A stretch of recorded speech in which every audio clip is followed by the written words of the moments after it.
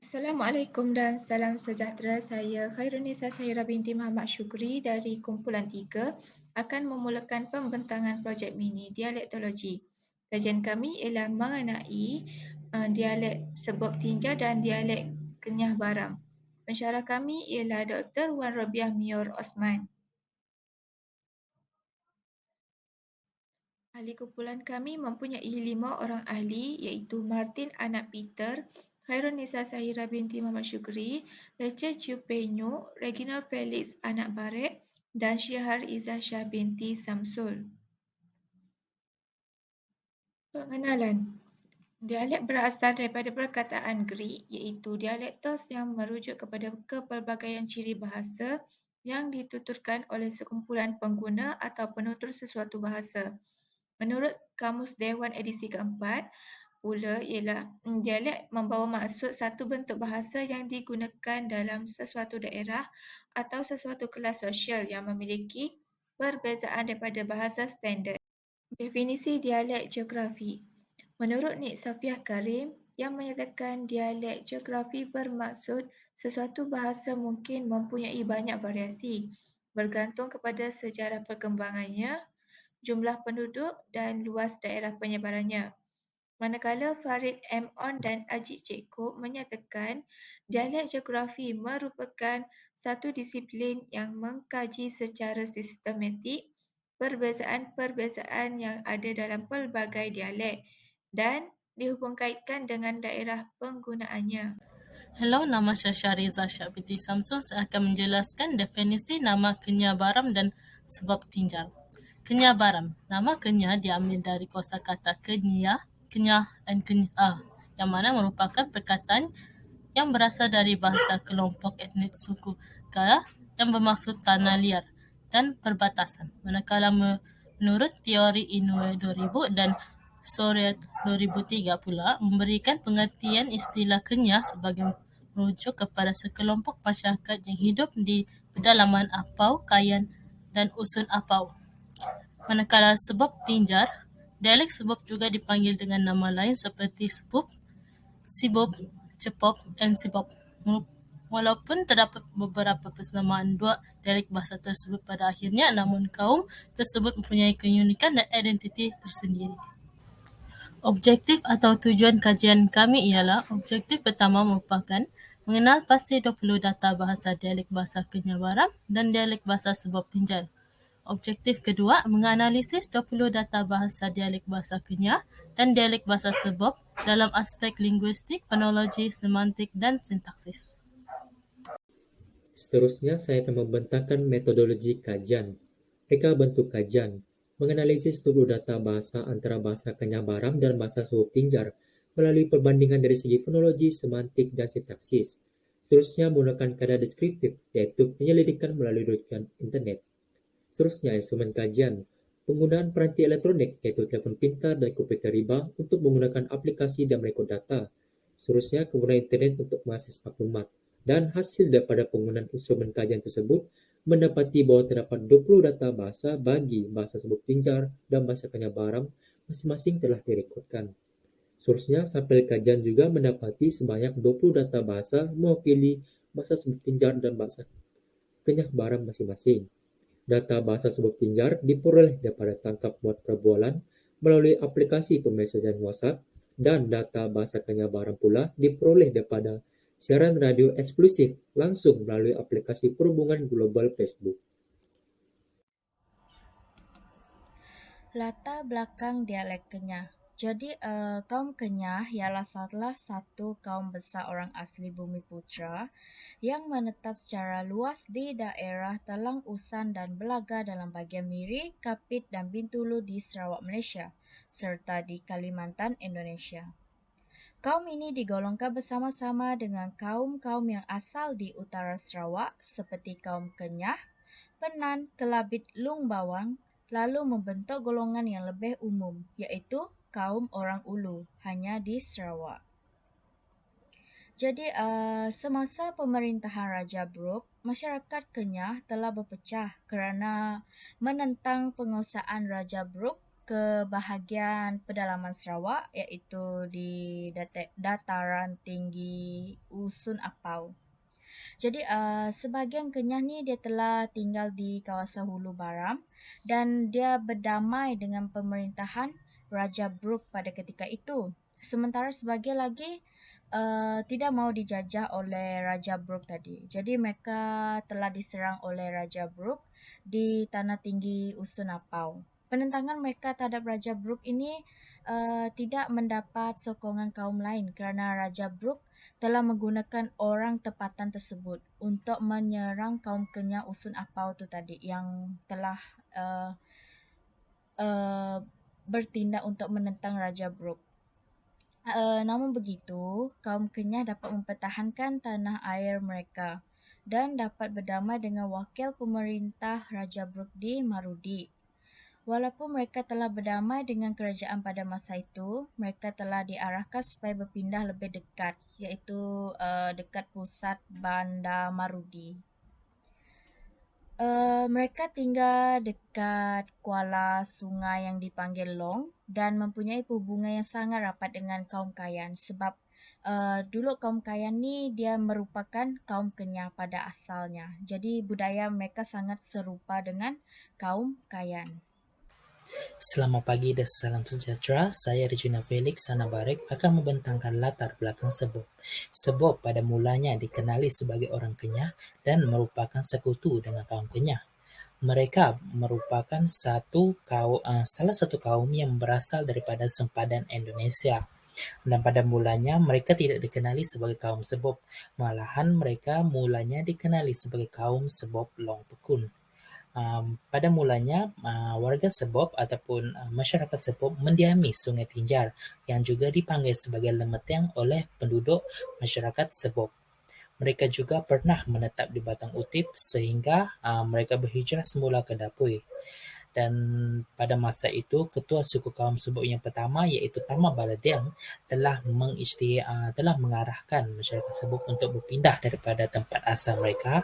Hal ini kerana pada masa yang sama Raja Brooke ataupun Raja Putih telah mengisytiharkan peperangan di mana pada ketika itu kawasan masyarakat Sebob telah diambil alih oleh oleh Raja Brooke. Jadi bagi mengelakkan sebarang peperangan daripada berlaku, jadi Taman Baladian telah mengambil inisiatif untuk berpindah daripada kawasan yang sebelumnya.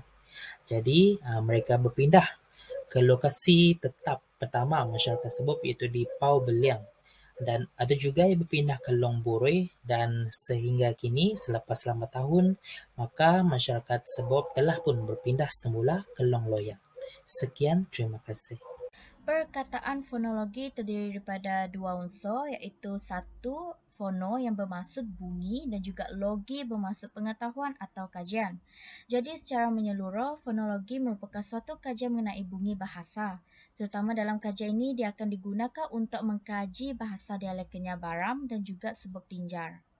Dalam kajian fonologi, dia menggunakan transkripsi IPA yang akan digunakan bagi menukarkan bunyi bahasa yang kita dengar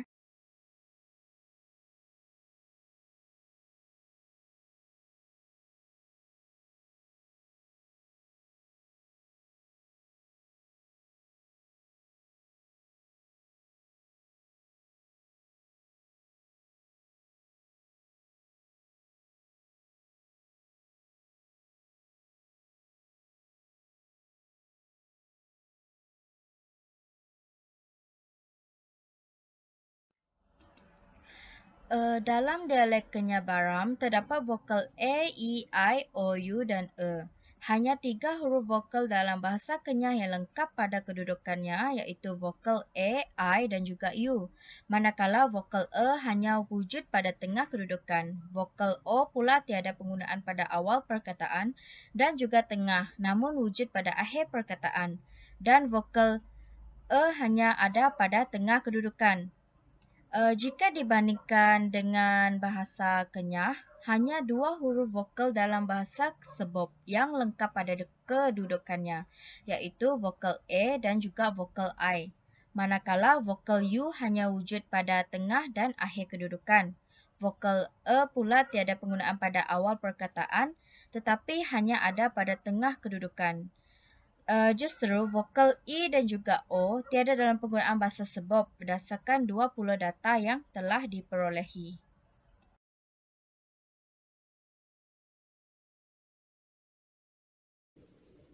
Nasalisasi. Perbandingan mengenai dialek Sebop dan dialek Kenyah berkaitan dengan nasalisasi vokal adalah sama. Nasalisasi berlaku pada vokal yang mengikuti bunyi konsonan sengau. Vokal yang mengalami nasalisasi ini hadir dalam posisi mengikuti bunyi konsonan sengau.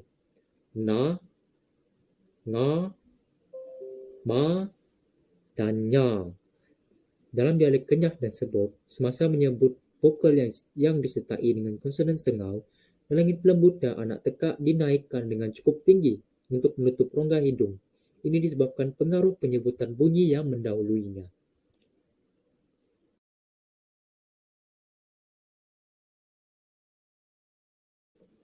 Labialisasi. Apakah itu labialisasi?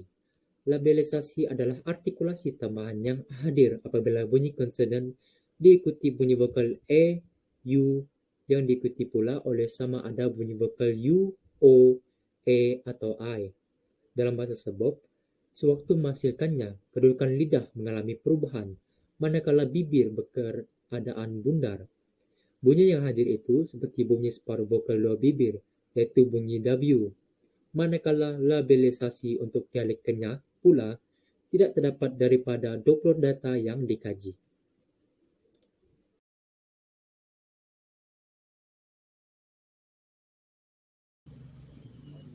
Palatalisasi. Berdasarkan 20 data kajian yang diperolehi daripada Sebop, dialek Kenyah dan bahasa Melayu standard mempunyai palatalisasi atau langit kerasan vokal.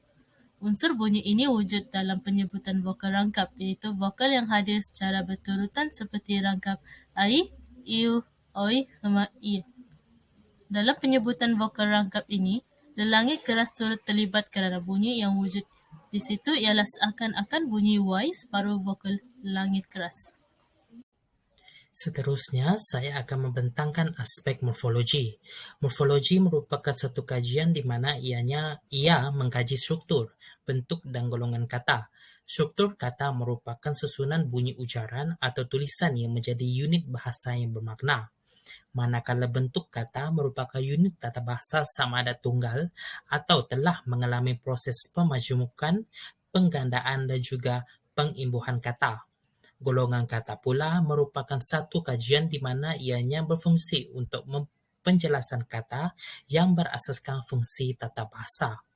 Kajian morfologi merupakan cabang kajian tata bahasa yang mengkhusus kepada kajian mengenai kata, bentuk kata, binaan kata, golongan kata, dan kaedah atau cara pembentukan kata. Aspek kata nama merupakan satu kajian di bawah aspek morfologi. Kata nama merupakan satu kata yang merujuk kepada benda atau perkara bernyawa, benda tidak bernyawa, benda konkret dan juga benda abstrak. Benda bernyawa merupakan manusia dan juga haiwan, manakala benda yang tidak bernyawa pula merujuk kepada kerusi, almari, parlimen, gunung dan sebagainya. Manakala benda konkret pula merujuk kepada konsep benda yang nyata seperti bumi, sekolah dan juga lori. Manakala benda abstrak pula merujuk kepada konsep mujarad dan juga abstrak. Seterusnya, kajian kata nama diteruskan dengan kata nama am. Kata nama am merujuk kepada orang, benda, tempat, perkara, konsep dan lain-lain yang bersifat umum, dan kebiasaannya setiap perkataan di dalam kata namaan ditulis dengan menggunakan huruf kecil.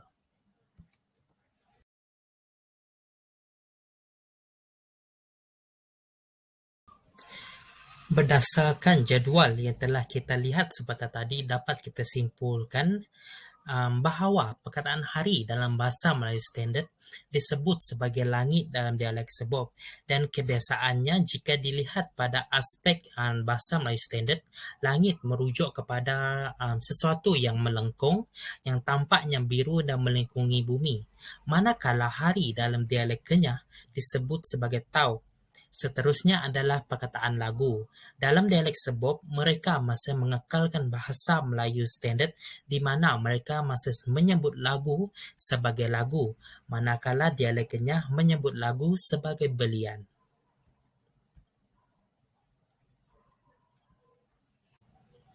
Seterusnya, kajian kata nama diteruskan lagi dengan kata ganti nama tunjuk. Kata ganti nama tunjuk kebiasaannya berfungsi untuk menunjukkan sesuatu perkara, benda ataupun tempat. Terdapat dua jenis kata ganti nama tunjuk, iaitu kata ganti nama tunjuk yang terdiri daripada itu dan ini, manakala kata ganti nama tunjuk tempat pula terdiri daripada sana, sini dan situ.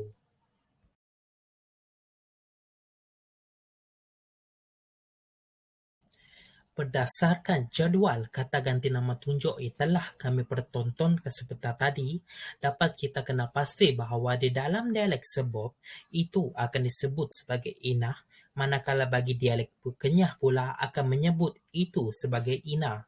Perbezaan yang ketara antara kedua-dua dialek tersebut berlaku apabila dialek Kenyah telah menggugurkan huruf H dalam menyebut perkataan ina. Seterusnya adalah pada kata ganti nama tunjuk yang kedua, iaitu ini, dialek Sebop menyebutnya sebagai itu, manakala bagi dialek Kenyah pula menyebut ini sebagai kini. Kedua-dua dialek tersebut menyebut perkataan ini dalam cara yang sangat berbeza. Seterusnya, kajian kami diteruskan dengan kajian kata kerja. Kata kerja leksikal terbahagi kepada dua jenis, iaitu kata kerja perbuatan dan juga kata kerja keadaan. Kata kerja perbuatan merujuk kepada kata kerja yang gerak laku perbuatannya dapat dilihat, manakala kata kerja keadaan pula merujuk kepada kata kerja yang tidak menampakkan gerak laku yang jelas.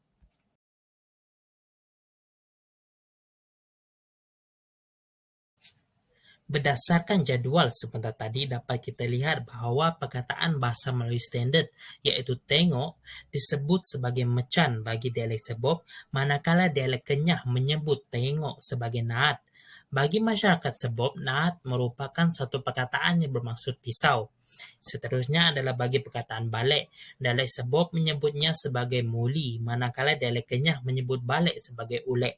Manakala bagi perkataan bahasa Melayu standard seterusnya, iaitu hantar. Kedua-dua dialek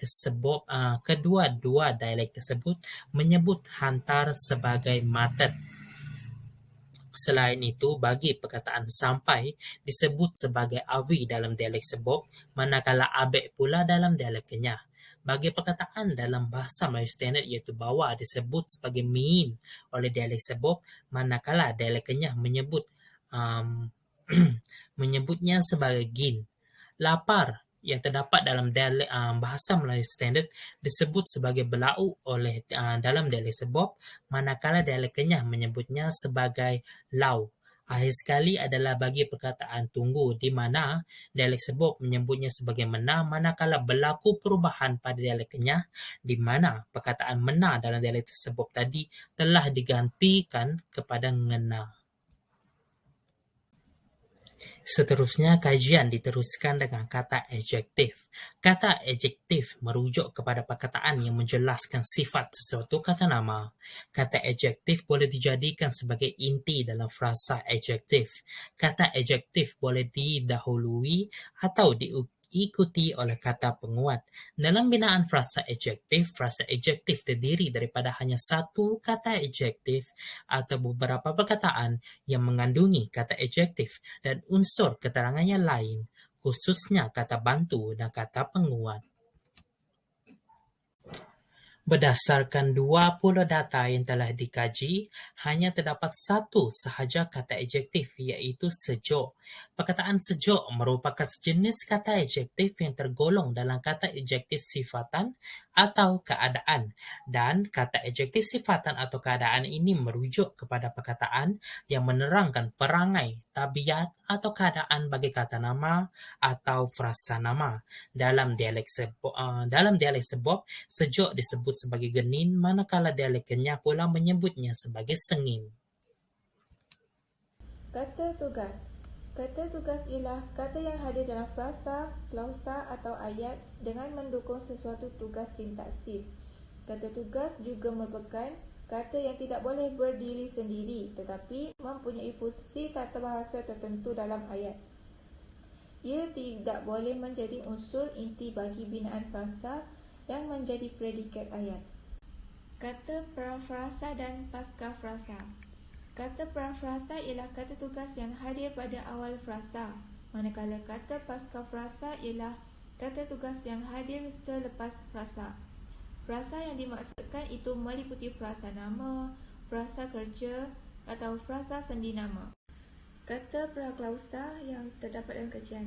Berdasarkan 20 data yang dikaji, hanya terdapat satu sahaja perkataan yang sesuai dengan kata praklausa, iaitu jangan.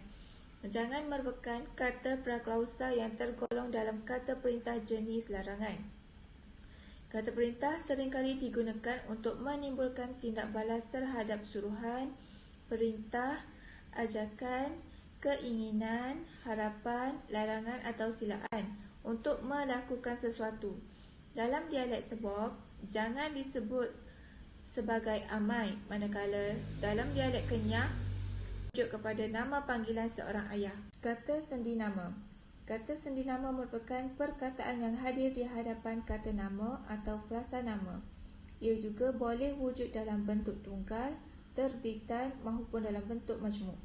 Kata sendi nama hendaklah ditulis secara terpisah daripada kata nama atau frasa nama yang mengikutinya dan mempunyai fungsi.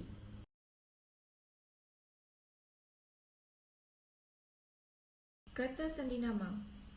Perkataan dengan berfungsi bagi menunjukkan maksud bersama-sama atau berserta, serta bagi menunjukkan cara sesuatu dilakukan. Perkataan dengan pula turut digunakan untuk menunjukkan perbandingan yang serupa dan seringkali hadir di hadapan kata nama atau frasa nama. Jelas menunjukkan berlaku perguguran pada suku kata yang pertama, iaitu huruf D dan juga E. Kedua-dua dialek tersebut menyebut dengan cara yang sama, iaitu ngan. Manakala bagi perkataan sampai pula kebiasaannya berfungsi membawa maksud perihal peringkat dan had masa. Perkataan sampai seringkali hadir di hadapan kata nama atau frasa nama serta boleh digunakan sebagai kata kerja. Perkataan sampai disebut sebagai awi dalam dialek Sebop dan abek pula disebut dalam dialek Kenyah. Kata adverba dikenali sebagai kata keterangan. Ialah perkataan yang menerangkan kata kerja, kata adjektif, kata nama dan kata frasa sendi nama dari segi cara, masa atau tempat. Tidak boleh dianggap sebagai golongan kata utama. Boleh hadir di hadapan atau di belakang frasa yang hendak diberikan keterangan. Berdasarkan 20 data yang dikaji, terdapat hanya satu sahaja kata adverba yang tergolong, iaitu nanti. Nanti merupakan perkataan yang tergolong dalam kata adverba jenis jati. Kata adverba jati berfungsi sebagai penerang kepada kata kerja, frasa kerja dan kata adjektif. Frasa adjektif atau frasa sendi nama yang tidak tergolong dalam golongan kata lain. Dalam dialek Sebop, nanti disebut sebagai da'ab, manakala dalam dialek Kenyah, nanti disebut sebagai na'ak.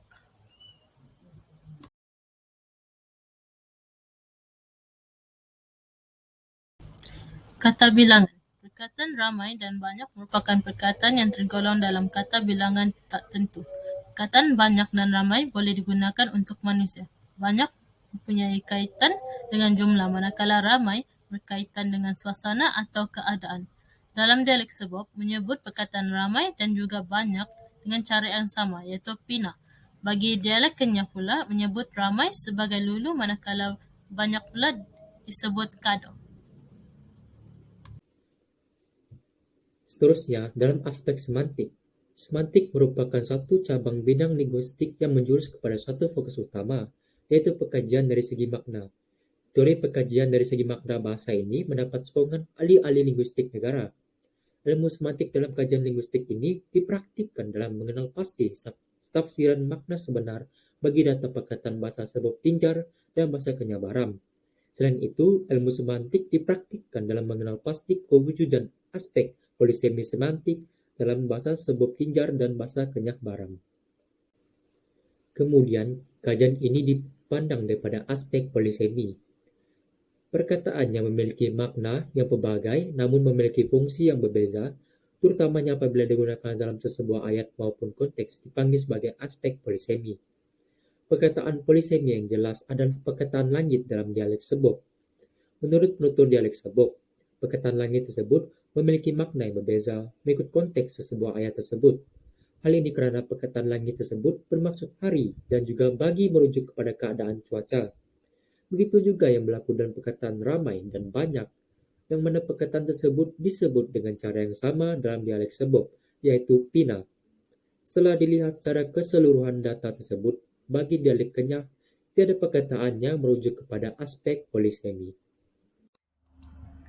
Secara kesimpulannya, dapatlah dirumuskan bahawa kajian ini telah mengaitkan antara dialek yang dikaji iaitu dialek Kenyah Baram dan dialek Sebop Tinjar dalam 3 aspek iaitu fonologi, semantik dan morfologi. 20 data telah dipilih berdasarkan dialek tersebut telah membantu pengkaji menyiapkan tugasan ini dengan jayanya. Selain itu, pemilihan dialek Kenyah Baram dan dialek Sebop Tinjar ini bertujuan meluaskan penguasaan salah satu bahasa di Sarawak terutamanya kepada pelajar Sabah dan juga Semenanjung.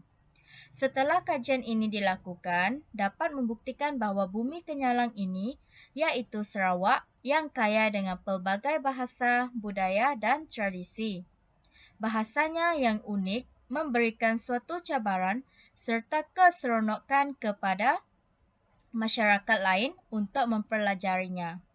Kaedah yang digunakan dalam kajian ini ialah kaedah informant, instrument, proses pengumpulan data serta menganalisis data. Tegasnya, kajian ini berjaya membuka minda masyarakat lain tentang keindahan dan keunikan yang terdapat di Sarawak. Terima kasih.